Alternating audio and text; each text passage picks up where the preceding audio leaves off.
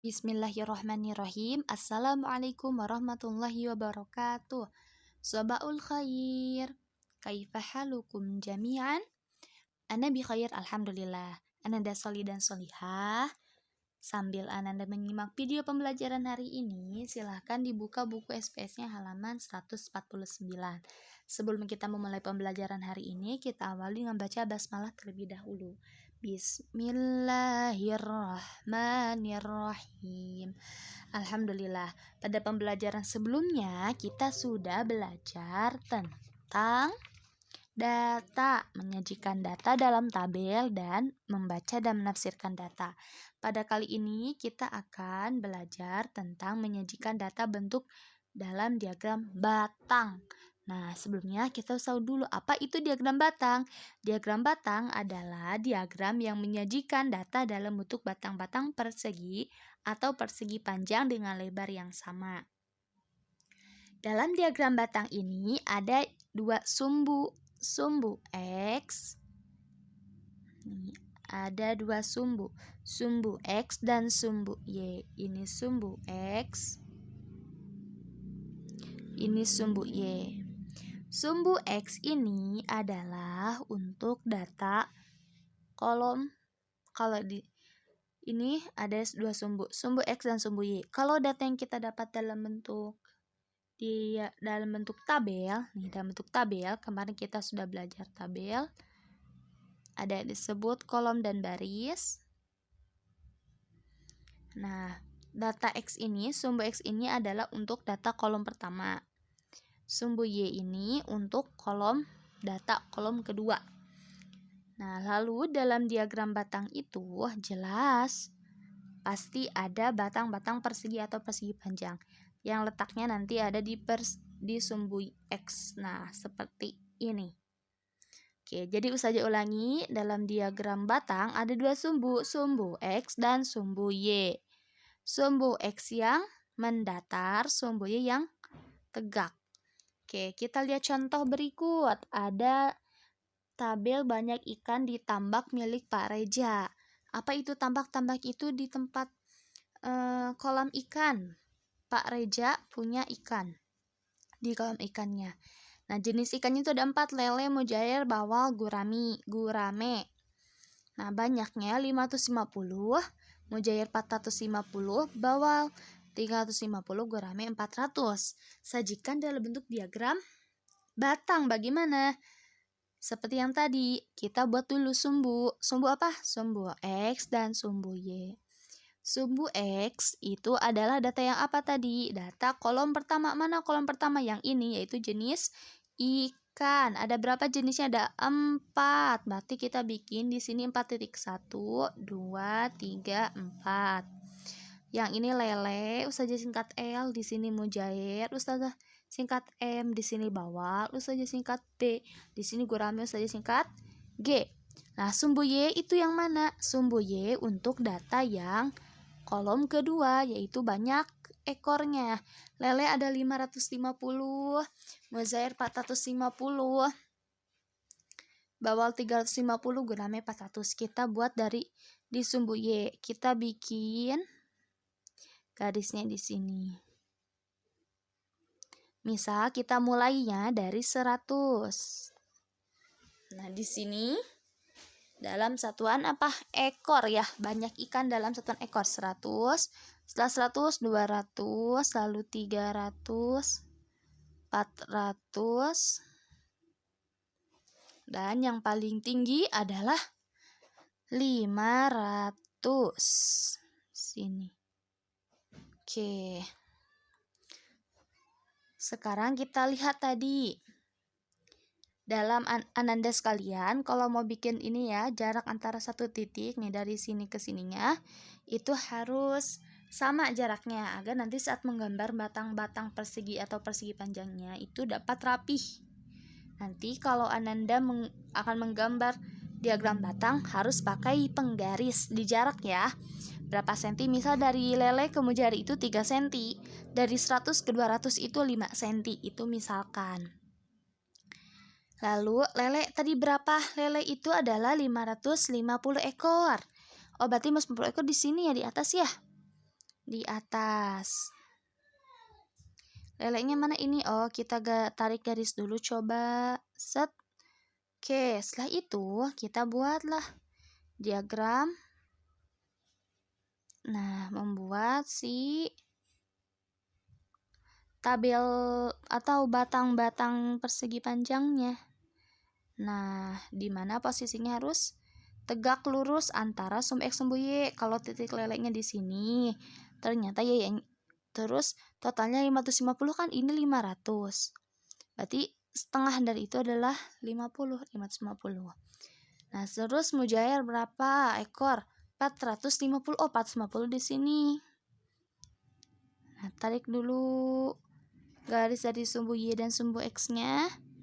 Terus kalian buat lagi tabel segi panjangnya. Nah, ini mau diarsir boleh, tidak juga boleh ya. Ini hanya biasa saja. Terus yang bawal berapa bawal? Bawal ada 350. Ini 300. 350 mana? Oh, berarti 350 itu antara 300 dan 400. Tarik garis ke sini, lalu buat batang segi panjangnya. Gurame berapa? Gurame itu 400. 400 di sini. Tarik garis, dibuat tabel, dibuat batang perseginya. Nah, ini adalah cara membuat diagram batang. Tapi saat Ananda membuat garis ini yang tadi sebagai pembantu, nih, itu dihapus saja nanti. Jadi nanti sisanya itu tinggal batang-batangnya saja. Nanti akan seperti ini. Nah, kalau ini kan pakai ada titik-titik-titik ya. Nah, itu nanti bisa dihapus saja. Jadi nanti sisanya itu tinggal diagram batangnya saja. Oke, kita lihat contoh lagi yang kedua nih. Ada data berat badan dari berapa siswa kelas 4. Nah, tapi di sini datanya belum dalam bentuk tabel, melainkan dalam bentuk acak, data acak. Maka harus kita urutkan dulu. Coba dilihat di sini datanya ada berapa banyak. Di sini datanya ada 20. Di sini berat badannya itu ada 20 siswa kelas 4. Nah, coba dilihat, kita urutkan dari yang terkecil dan yang terendah. Dimulai dari berapa? 35, betul. 35, coba dicek ada berapa banyak. Ada 5, 1, 2, 3, 4, 5. 36 sekarang ada berapa? Ada 3, 1, 2, 3. 37 ada 6. 1, 2, 3, 4, 5. Mana satu lagi? 6 ini ketutupan. 38 ada 4. 1, 2, 3, 4. 39 ada 2. Yang mana nih? Ini 1, 2. Oke, sekarang kita udah tahu berat badan ini tuh ada 20 datanya. Lalu ada dimulai dari 35, 36, 37, 38, 39. Yang 35 ada 5, 36 ada 3, 37 ada 6 siswa, 30 yang berat badannya 38 ada 4 siswa, dan yang berat badannya 39 ada 2 siswa. Sekarang setelah kita urutkan, kita buatkan dalam bentuk tabel. Kita buat apa? 2 kolom. Kolom pertama yang ini adalah banyak berat badan dalam satuan kilogram, dan ini banyak siswanya. Tadi kan sudah kita tahu bahwa berat badannya dimulai dari 35 sampai 39.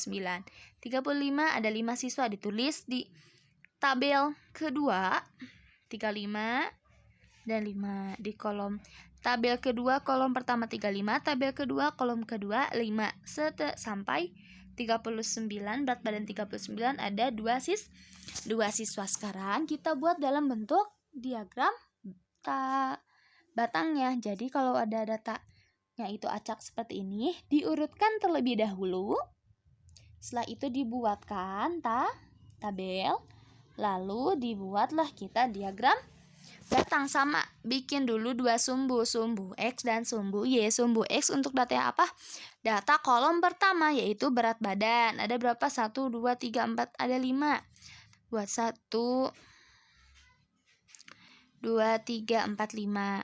Lalu ada di sininya juga, kita mulai dari 1, 2, 3, 4, 5. Nah, diisi di sini 35, di sini 36, di sini 37 kg, 38 dan 39. Lalu di sini berapa? Dimulai dari 2, 4, 6, 8, 10. 10. Kenapa nggak dimulai dari 1, Ustazah? Satunya itu berarti di sini. Terus tiganya mana? Di sini, di pertengahan antara 2 dan 4. Sayang, yang 36 ada berapa? 5 orang. Di mana? Oh, berarti di sini. Kita buat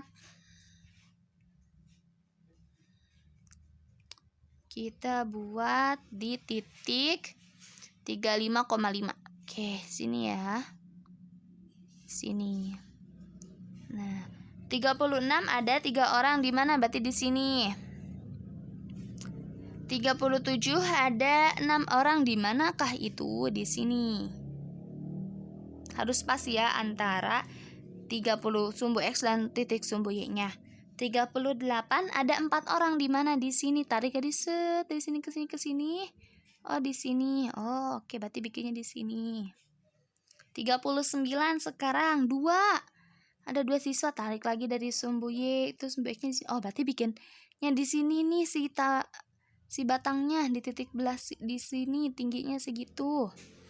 Nah, terus boleh diarsir. Nah, maka bentuk diagram batangnya seperti ini. Atau kita cek, nah, data berat badan siswa kelas 4 adalah seperti ini. Oke. Selanjutnya adalah membaca dan menafsirkan data dalam bentuk diagram batang. Perhatikan contoh berikut. Ada banyak siswa SD merah putih pada diagram batang berikut.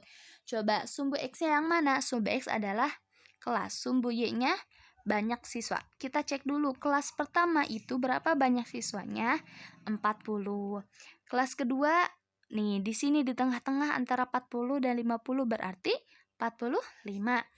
Kelas 3 di sini 50. Kelas 4 40. Kelas 5 antara 40 dan 50 berarti 45. Kelas 6 juga sama antara 40 dan 50 berarti 45. Sekarang kita akan membaca dan menafsirkannya. Kalau membacanya tadi kelas 1, di kelas 1 terdapat 40 siswa. Banyak siswa di kelas 1 adalah 40 siswa. Banyak siswa di kelas 2 adalah 45 siswa. Itu adalah cara membaca.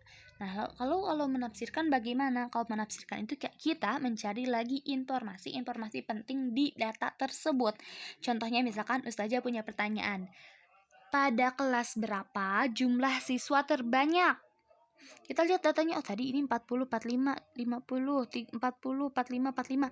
Ternyata siswa yang terbanyak itu ada di kelas 3. Seperti itu. Lalu terdapat berapa banyak siswa di kelas 6? Tadi ada 45 siswa. Lalu misalkan selisih jumlah siswa yang paling sedikit dan paling banyak. Kita cari dulu di sini jumlah siswa paling banyak tadi berapa? Kelas 3 ya 50. Paling sedikitnya berapa? Yaitu 40. Berarti kita kurang 50 kurang 40 adalah 10. Maka selisih jumlah siswa yang paling sedikit dan paling banyak adalah 10 orang atau 10 siswa. Tuh, nih ini ada contoh nafsirannya, kalian bisa baca. Banyak siswa kelas 1 ada 40. Kelas yang jumlah siswanya terbanyak kelas 3 dengan 50 orang. Terus ada 3 kelas yang mempunyai jumlah siswa yang sama banyak, yaitu kelas 2, 5, dan 6. Sebanyak 45 orang. Oke. Jumlah seluruh siswa di SD Merah Putih ada 265 orang. Dari mana? Dari tadi.